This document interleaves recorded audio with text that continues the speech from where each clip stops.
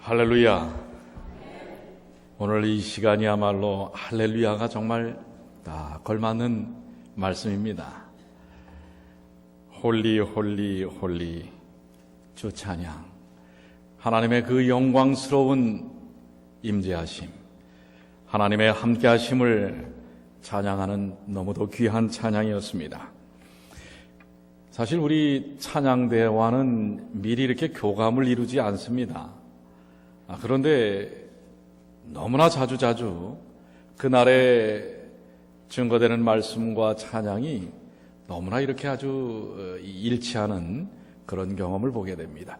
제목이 여러분들 그렇지 않습니까? 오늘 그 찬양과 오늘 그 말씀의 제목, 재림, 그 영광스러운 환입니다. 오늘 함께했던 그 찬양의 귀한 말씀이, 찬양이 오늘 이 말씀과 너무도 아주 짝을 이루는 귀한 인도하심이라고 생각이 됩니다. 또한 우리 헌금송을 정말 아름답게 또 연주해준 우리 허성후 우리 형제, 우리 멕시코에서 왔습니다. 멕시코 사람처럼 생기진 않았죠? 한국 사람입니다. 예, 우리 아빠가 주재원으로, 한전의 주재원으로 3년간 지금 현재 멕시코에서 일하고 이번에 12월 달에 이제 한국으로 돌아가는데요. 이 돌아가기 전에 우리 유엔에서 하는 특별한 학생들을 위한 프로그램에 이번에 초청받아서 오게 되었고, 아마 그곳에서도 이제 클라리넷 연주를 한다고 제가 들었는데, 아무튼 귀한 시간 이렇게 연주해줘서 너무나 감사합니다. 어저녁에는 그 어머님의 신앙 간증을 12시까지 듣느라고 말씀 준비하는데 조금 소홀했습니다. 그러나 성령께서 채워주실 것이라고 생각이 되고요.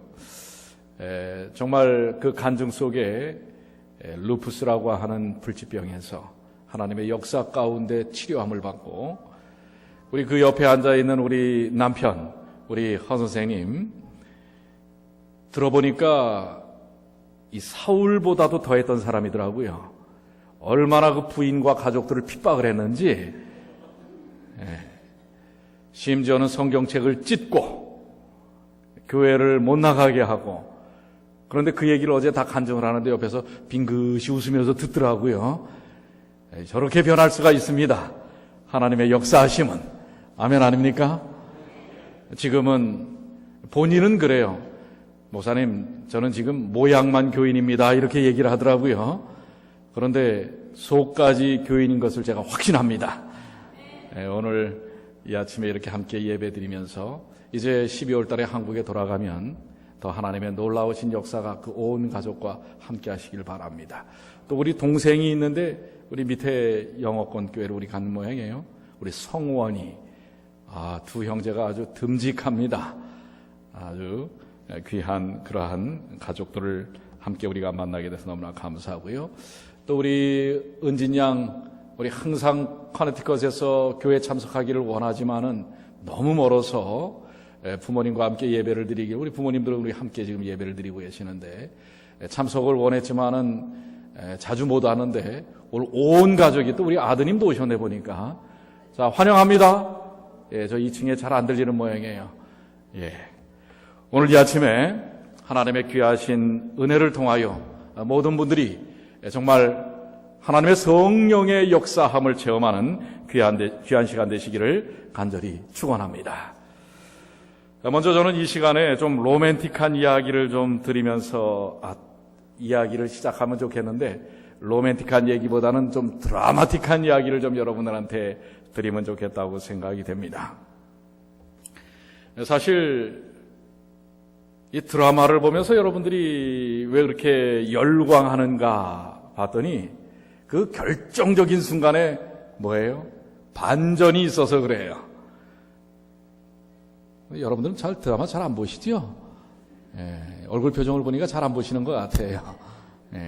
속으로는 뭐라고 지금 얘기하실지 모르겠지만, 이 클라이막스에서 절정의 순간에 정말 반전이 있기 때문에 그것도 그냥 평범한 반전이 아니라 아주 격동하는 그런 반전이 있을 때 우리는 환호합니다. 특별히 그 주인공이 그 지난 세월 고난스럽고 어렵고 힘들고 정말 수많은 난관들을 부딪힐 때마다 아슬아슬한 이 절대절명의 위기들을 겨우겨우 이렇게 지탱하다가 마지막 순간에 이제 그야말로 대반전을 이룰 때에 우리는 감동을 합니다. 그런데 이 드라마틱한 얘기 중에 정말 생명적인 이야기가 하나님의 말씀 성경에 담겨져 있다는 사실을 기억하시길 바랍니다. 그래서 여러분들 드라마가 아니라 생명적이고 정말 실제적인 그러한 환희와 절정의 순간이 성경 가운데 들어있다는 것을 기억하시면서 성경을 깊이 연구하시게 되길 바랍니다. 특별히 우리 이스라엘의 역사 가운데 그러한 일들이 너무나 많습니다. 특별히 솔로몬 사후에 이제 이스라엘은 둘로 나누어집니다. 북방 이스라엘과 남방 유다로 나누어지는데 이 솔로몬 이후에 나타나는 왕들은 사실 제대로 된 왕들이 전혀 거의 없을 정도예요. 아주 악한 왕들이 많습니다. 그런데 그 중에서 유다의 제7대 왕은 여자였습니다. 여왕이었어요. 그 이름은 아달랴라고 하는 사람입니다. 그런데 그가 어떻게 왕이 되는 줄 아십니까? 제6대 왕이었던 아하시야 자신의 아들입니다. 아들이 죽자마자 자기의 나머지 아들, 손주까지 싸그리 죽여버립니다. 그리고서는 어떻게 해요? 자신이 왕이 되는 거예요. 청나라의 서태후처럼 말입니다. 누구도 죽여버리는 거예요? 자신의 아들들과 손주까지 싹 죽여버립니다. 그리고선 여왕의 자리에 올라서서는 아주 철권 정치를 합니다.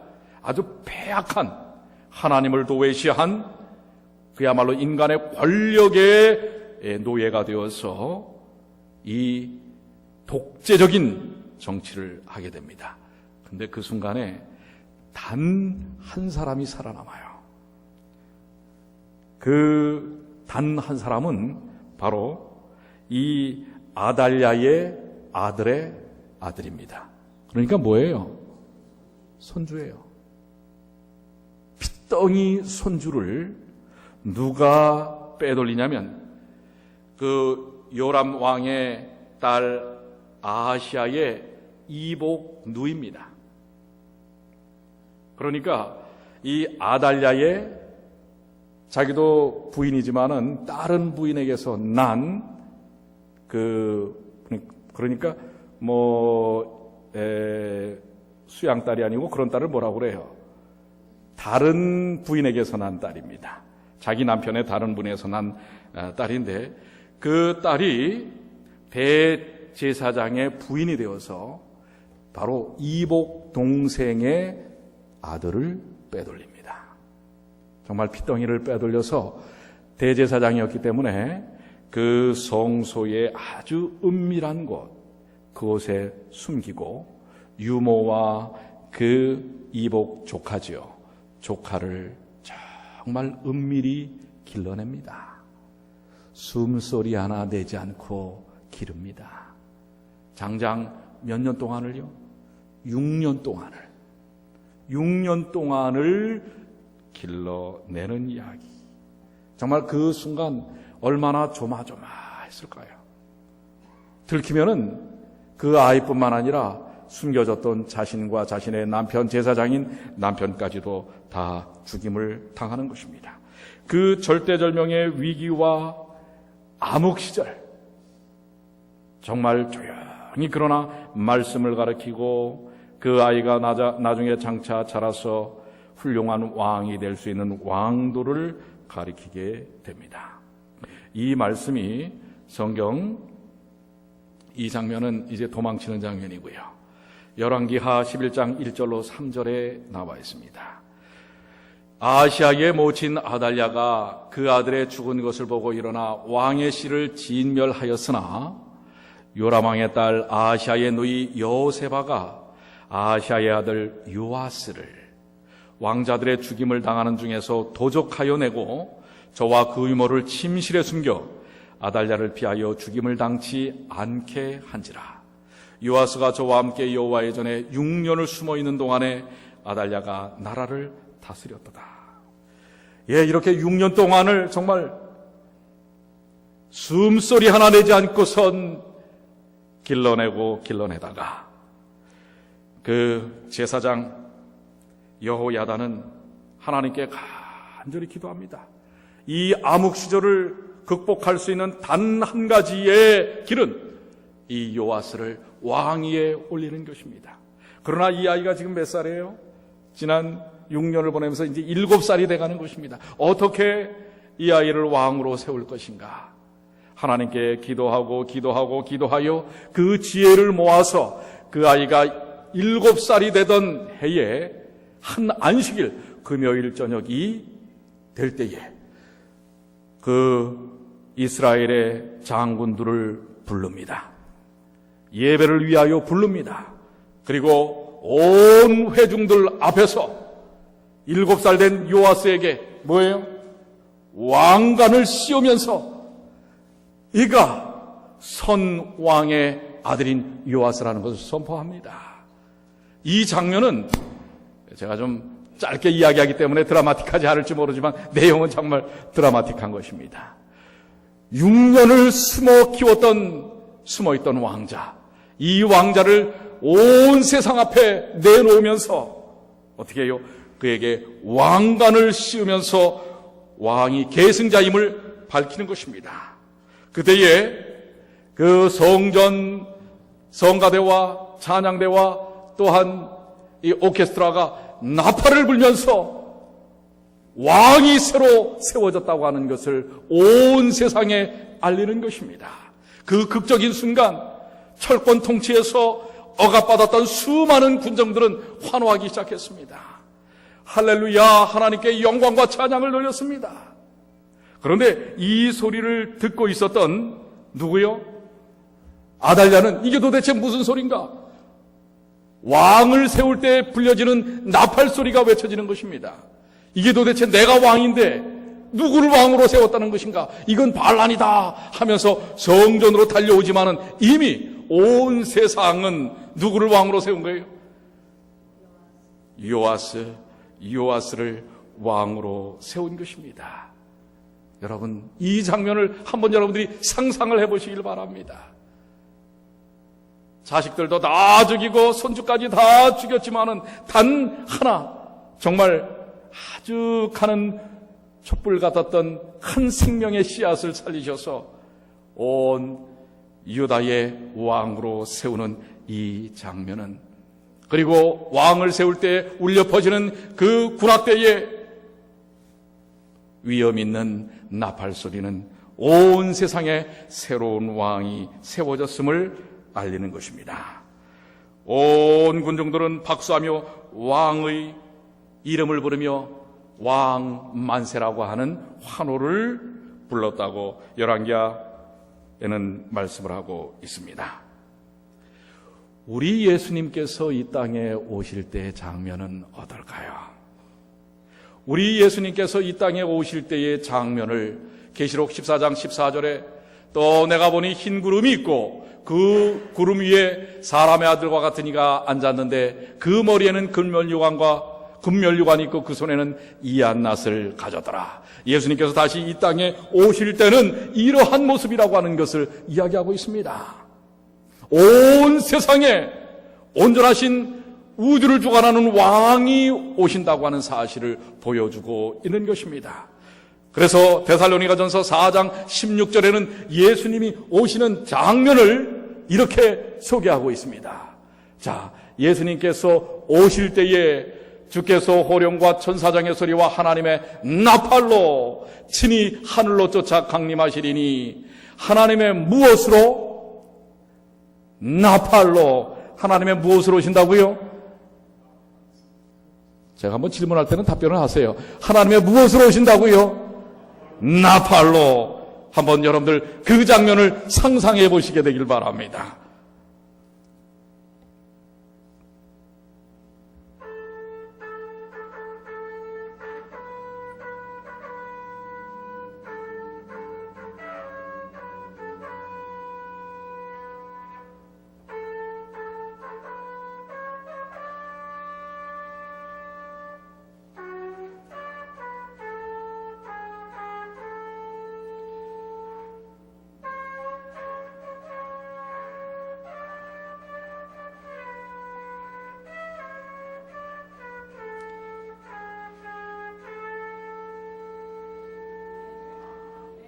뭐로 오신다고요? 나팔소리로 오신다고 하는 사실을 기억하시게 되길 바랍니다. 지금 그냥 이 순간 이 나팔소리로 그냥 예수님 오셨으면 좋겠어요. 안 그렇습니까? 여러분 별로 안 그러신 것 같아요. 예수님 오시는 게 별로 안 좋으세요? 아직도 세상에 너무나 이룰 것이 많고 해야 할 것이 많고 재미난 일이 많은데 예수님 오시면 안 되겠습니다. 이겁니까? 여러분, 주께서 호령과 천사장의 소리와 하나님의 나팔로 치니 하늘로 쫓아 강림하시겠다고 하셨습니다. 오늘 우리 연주를 해주신 우리 제임스 김 선생님 참 감사합니다. 이렇게 참 선뜻 부탁할 때에 그것을 받아주시는 이 참 모습이 얼마나 아름다우신지 몰라요. 사실 이런 데서 한 번도 제대로 불러보시지 않았다고 합니다. 그래서 오늘 제임스 김 선생이 부른 게 아니라 하나님의 나팔입니다. 오늘 별로 틀리시지도 않았어요. 여러분들, 예수님이 오실 때의 그 아름다운 그리고 웅장한 광경을 오늘 찬양대가 홀리 홀리 홀리 하나님께 영광과 찬양을 돌리는 그 귀하신 찬양 속에서, 하늘 찬양대의 찬양 속에서 예수님이 이 땅에 오신다는 사실을 기억하시기 바랍니다. 이것은 세상에서 악한 이들이 흥하고 저 맨하탄의 마천루에 수많은 사람들이 돈을 갖고선 이 세상을 휘어잡은 것처럼 뒤 흔드는 것처럼 살지만은, 그러나 악인이 흥하는 것처럼 보이지만은 참 북한 대단합니다. 어떻게 그렇게 살 수 있을지 정말 우리의 상식을 벗어나는 일들을 합니다. 그러면서도 살고 있지 않습니까? 그러니까 세상 사람들이 그런 얘기를 해요. 어떻게 하나님이 계시면 저런 이들이 아직도 저렇게 존재할까? 그런데 여러분은 멀지 않았습니다. 우리 주님 오실 때에 그 모든 악한 것은 끝이 날 것입니다. 바로 그 7살의 자그마한 아이 요아스가 왕에 서는 극적인 장면이 이루어질 때에 모든 악한 이들은 다 진멸되고 만 것입니다. 예수님이 오실 때도 그렇습니다. 세상에 악한 것들이 더 흥하는 것처럼 보입니다.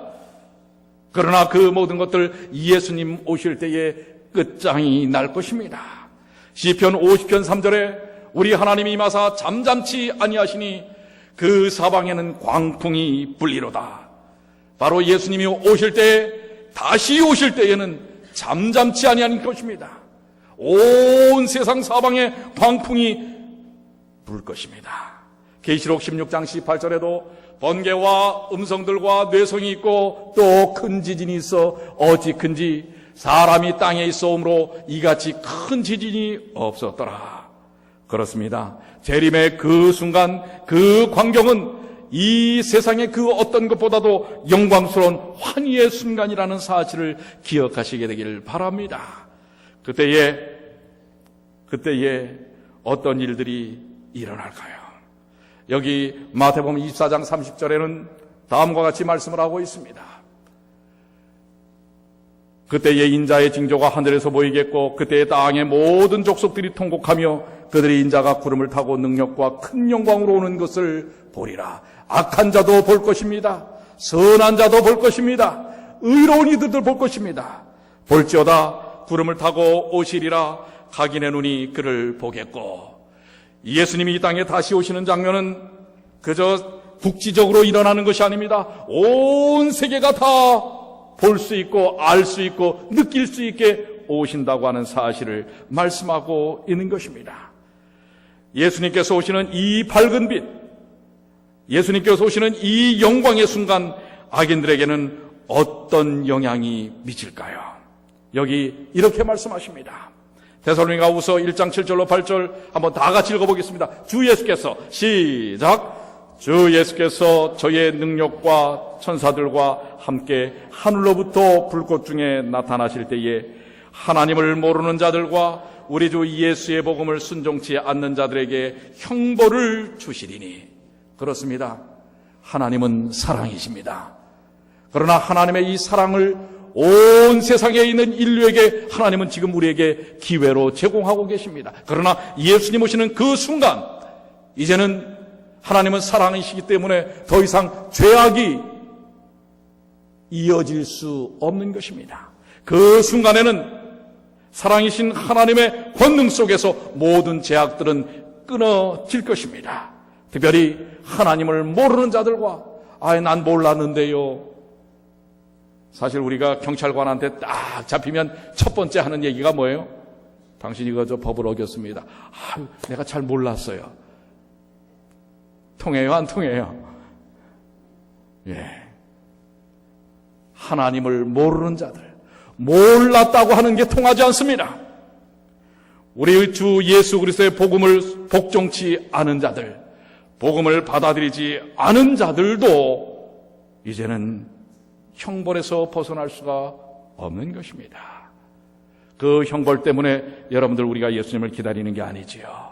그러나 악인들도 끝장난다는 사실을 이야기하고 있는 것입니다. 아울러서 예수님께서 재림하실 때에 죽은 의인과 살아있는 사람들에게는 무슨 일이 일어납니까? 고린도전서 15장 52절로 53절 죽은 자들이 썩지 아니할 것으로 다시 살고 우리도 변화하리라. 여러분들 이 얼마나 놀라운 일입니까? 죽은 자들이 어떻게 해요? 먼저 일어나는 것입니다. 그리웠던 그 수많은 우리의 믿음의 선배들이 일어나는 것입니다. 예수님께서 이 땅에 오실 때에 그런 일이 일어나는 것입니다. 그리고 또한 우리도 어떡한다고요? 변화되는 것입니다. 살아서 주님을 맞이하는 이들이 변화되는 것입니다. 얼마나 감동스러운 순간입니까? 여러분들 이 순간이 너무 그립지 않습니까? 이 순간이야말로 병들어서 신음하던 우리의 삶 속에서 육신적인 연약함에서 완전히 벗어날 것입니다. 이 죽은 것이 죽지 아니함을 입으리로다. 그렇습니다. 의인들은 이제 바로 하나님의 능력 가운데서 거듭 태어나는, 부활하는 놀라운 영광스러운 자리에 서게 되는 것입니다. 변화된 후에 의인들은 어떻게 됩니까? 데살로니가전서 4장 17절은 그 후에 우리 살아남은 자도 저희와 함께 구름 속으로 끌어올려 공중에서 주를 영접하게 하시리니 그리하여 우리가 항상 누구와 함께 있으리라. 여러분들 그 감격스러운 그날이 좀 빨리 오길 원치 않습니까? 이 세상 여러분들 이 세상에서 희망이 있습니까? 미련이 있습니까? 그렇다고 너무 회의적인 삶을 살지는 마십시오. 최선을 다해서 사세요. 그러나 바로 예수님 오실 때 그 영광스러운 그 순간을 여러분들 기억하셔야 하는 것입니다. 그런데 이렇게 놀라우신 하나님의 약속이 있음을 우리는 생각하면서 예수님께서 제자들에게 이 세상이 너무나 악하기 때문에 예수님의 제자들을 향하여 재림에 대한 엄숙한 경고를 하시는 것을 볼 수가 있습니다. 어떤 경고를 하셨습니까? 마태복음 24장 5절에 많은 사람이 내 이름으로 와서 이르되 나는 그리스도라 하여 많은 사람을 미혹해 하리라. 바로 믿음 안에 있는 사람들을 흔들어댑니다. 하나님을 따라가는 사람들을 어떻게든지 낭만케 하고 좌절케 하려고 합니다. 똑같은 마태복음 24장 24절로 26절에는 거짓 그리스도들과 거짓 선지자들이 일어나 큰 표적과 기사를 보이어 할 수만 있으면 택하신 자들도 미혹하게 하리라. 그러면 사람들이 너에게 말하되 보라 그리스도가 광야에 있다 하여도 나가지 말고 보라 골방에 있다 하여도 믿지 말라. 여러분 믿음 위에 굳건히 서야 합니다. 말씀 속에 굳건히 서야 합니다. 말씀 속에 서지 않으면 우리는 스스로 낭망하고 떨어질 수밖에 없는 것입니다. 믿음을 잘 지키는 의인들도 속임수로 흔들리게 만든다고 하는 것입니다. 그렇기 때문에 우리는 어떻게 해야 돼요? 말씀 속에 온전히 서야 합니다. 이사야서 8장 20절 다 같이 한번 읽겠습니다. 마땅히 시작.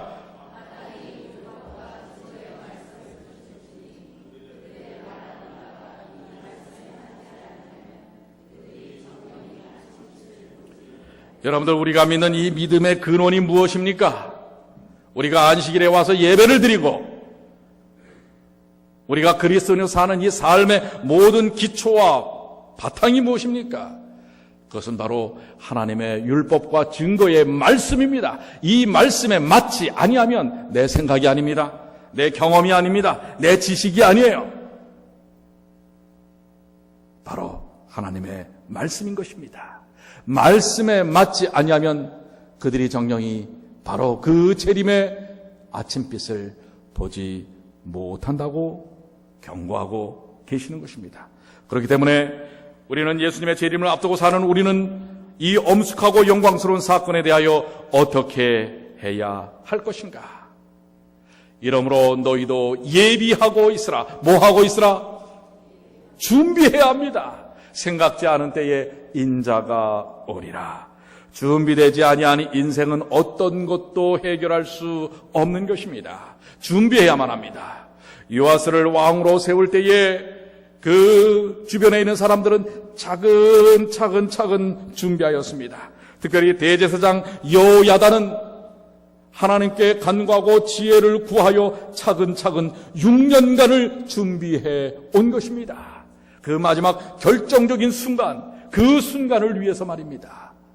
오늘 우리 그리스도인들, 특별히 예수님의 재림을 기다리는 그 환희에 찬 그 순간을 위하여 준비해야 하는 것입니다. 그럴 때 우리는 예수님의 재림의 때에 하나님께서 예비하신 놀라운 보상을 갖게 됩니다.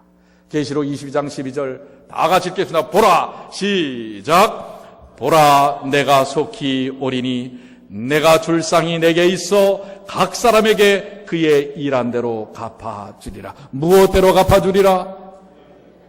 일한 대로. 여러분들이 한 대로 갚아주시는 것입니다.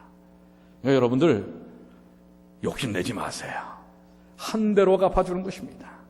그리고 우리 마음 가운데에 거짓된 삶의 모든 허울들을 버려야 하는 것입니다. 진실함으로 일한 대로 갚아주시는 것입니다. 예수께서 재림하시는 가장 중요한 목적이 여러분들 무엇인 줄 아십니까? 우리를 멸하려고 하는 게 아닙니다. 바로 예수께서 재림하시는 가장 중요한 목적은 요한복음 14장 3절에 내가 다시 와서 너희를 내게로 영접하여 나 있는 곳에 너희도 있게 하리라. 아멘입니까? 우리를 구원하시기 위해 그 그리운 우리 주님과 영원히 함께 살기 위하여 이 땅에 다시 오시는 것입니다. 오늘 그날을 여러분들 고대하시지 않습니까? 오늘 그날을 위하여 준비하시지 않겠습니까? 예수님께서 곧 구름 가운데 오실 것입니다. 여러분은 예수님을 맞이할 준비를 하고 계십니까? 해야 되지 않겠습니까? 말씀 중심, 기도 중심, 선교 중심, 하나님 중심의 삶을 사시는 주님의 귀한 자녀들이 되시길 바랍니다. 이제 곧 재림, 그 영광스러운 환희의 순간 우리가 함께 설 것입니다. 오늘 그 순간을 생각하시면서 세상에 악이 흥하는 것에 대하여 너무 여러분들 낭망하지 마십시오. 그 모든 것은 하나님께서 해결하실 것입니다. 다시 한번 기억하십시오. 내가 다시 와서 너희를 내게로 영접하여 나 있는 곳에 너희도 있게 하리라. 오늘 이 놀라우신 주님의 약속을 마음속에 새기시며 다가오는 한 주간 승리하시는 주님의 귀한 자녀들이 되시기를 간절히 축원합니다. 이제 우리의 마음과 뜻을 다 하나님께 맡기고 고백하는 주님께서 가르쳐 주신 기도문으로 우리의 헌신을 다짐하겠습니다. 하늘에 계신 아버지, 이름 거룩하사 주님 나라 임하시고 뜻이 이루어지이다.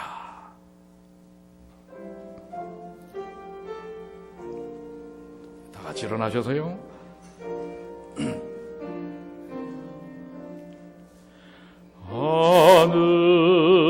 하늘에 계신 아버지, 이름 거룩하사 주님 나라 임하시